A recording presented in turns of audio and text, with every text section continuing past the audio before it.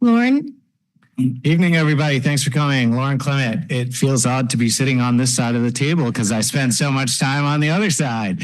My wife and I moved to Kentucky in '08 seeking out the American dream, marry your wife, find a house, and start a family. And we have 4 beautiful kids, and my wife is a dedicated employee to the Harold Martin School as an IA.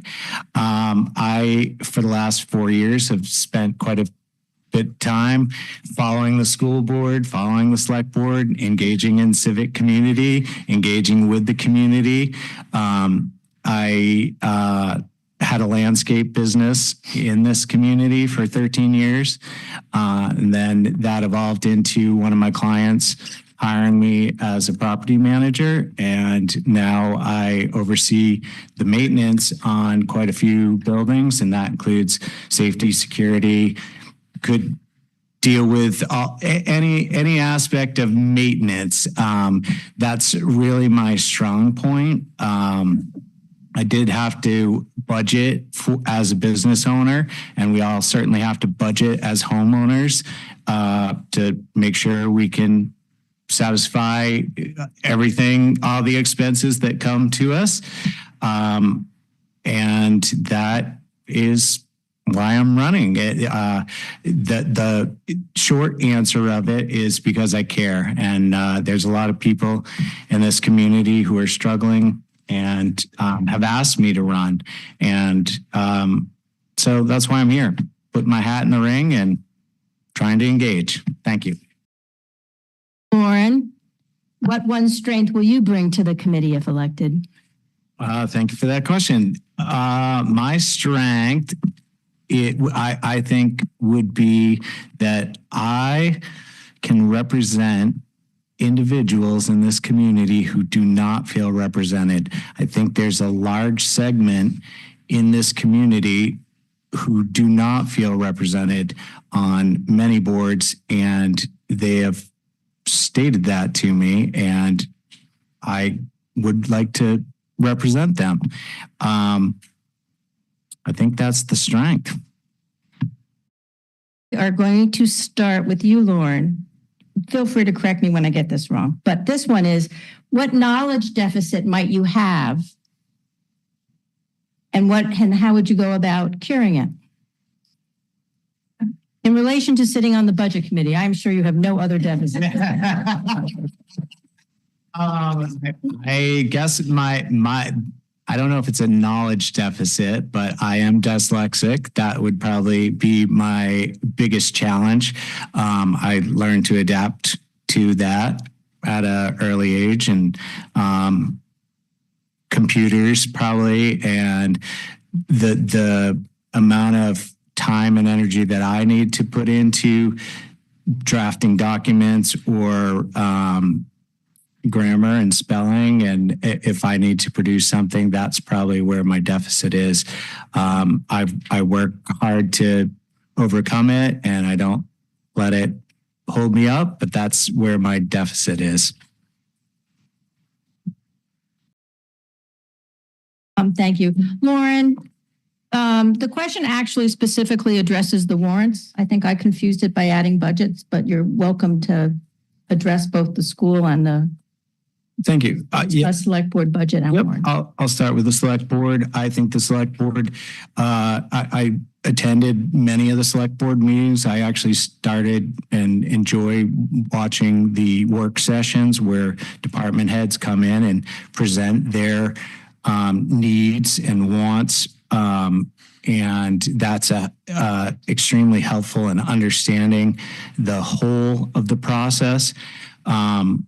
I think that the select board hashed out things, right, that items that were $500. And so I am in support of the select board's budget. Some of the warrant articles that the select board have, the lagoons whole situation is frightening to me, that and environmentally, whether we are how is it going to impact the world that we live in and the town that we live in? But it's being mandated by the town.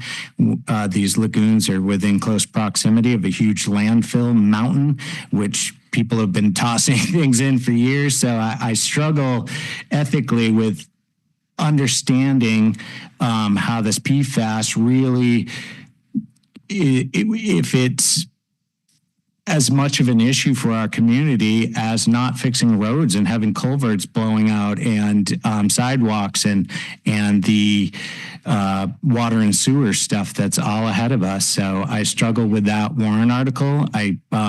Sounds like we obviously have $410,000 grant if we go ahead with this, and if we don't go ahead with it, we'll end up going down to the bottom of the list on that. And I believe there's also another 500,000 funding from somewhere. So we have some opportunity to clean this up, but I'm struggling with how that's better money well spent if it just was left alone there for 10 more years versus actually putting that 4.1 million towards our roads and Webster being able to put their 25% towards their roads and just leave it alone. I haven't seen that answer. So that's on the select board side.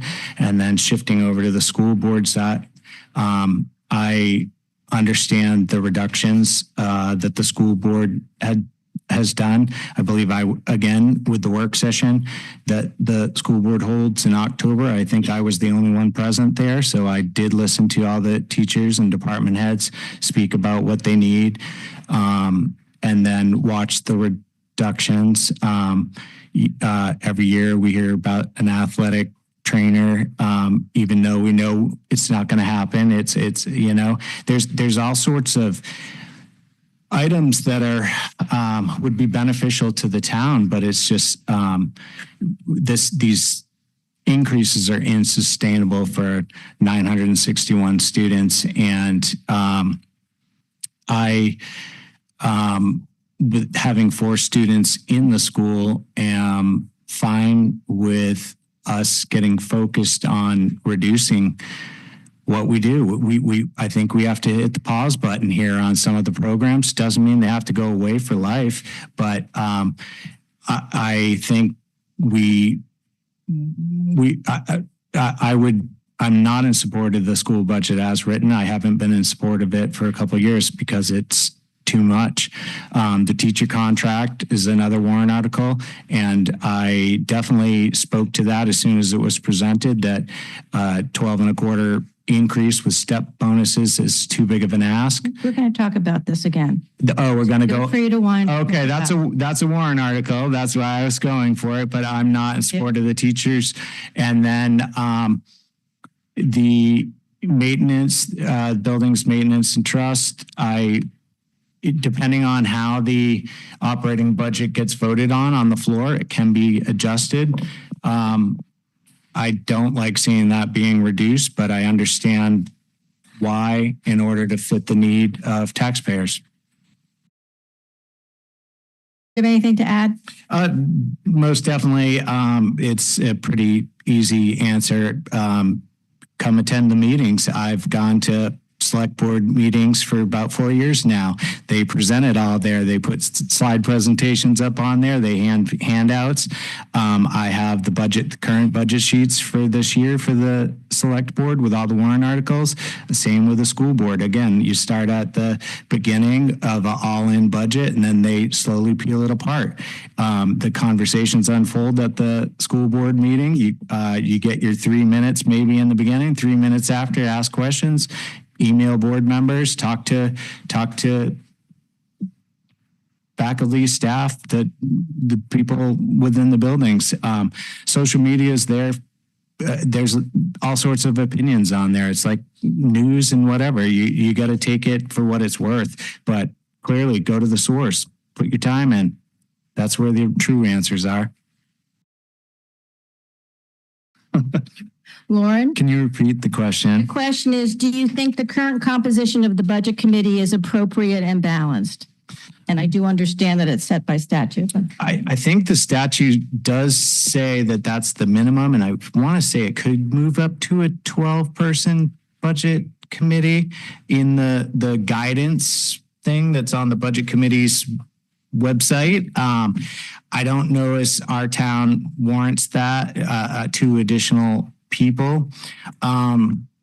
In years past, not just on the budget committee, but on many committees, you get very few people that step up and opt to run. So I think that going back to a previous point, that some people don't feel represented, that is not necessarily the faults of any board, but because certain people don't step up and run. And that's why I'm running. I would like to hopefully fill a gap for a segment of the community that feels underrepresented.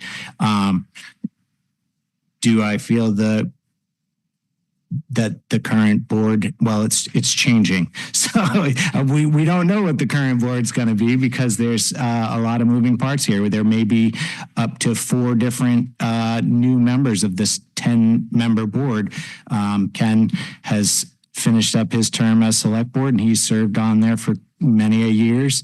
Vicky represents a precinct. However, if she ends up on the select board and doesn't end up as a budget committee member, she will have to have someone fill her seat.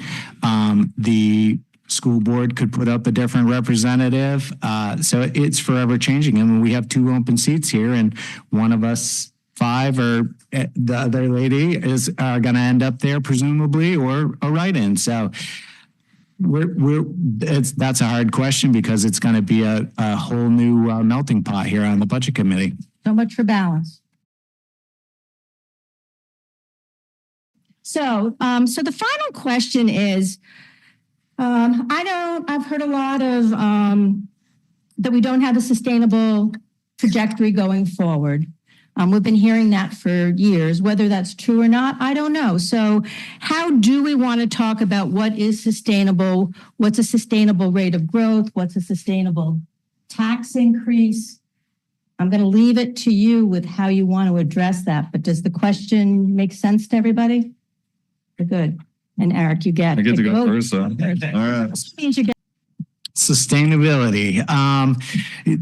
That tax stability has been a goal of the select board or school board for quite some time, and their budgets increased a ton in the since 2020.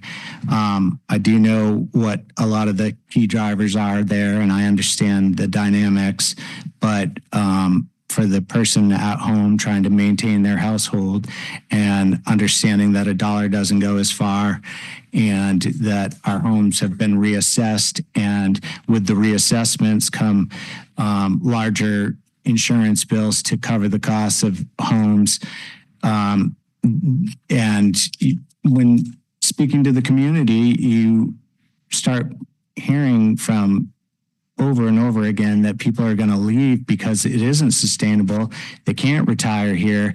It's upsetting. So in order to get back to sustainability, we certainly need some economic development in the community, and that won't happen overnight. And if budgets and costs are going to continue to go up, we are going to have to push the pause button on some certain things. And it doesn't mean we have to eliminate them for a lifetime, but for the moment, we need to start making some reductions so people can stay here and aren't forced out.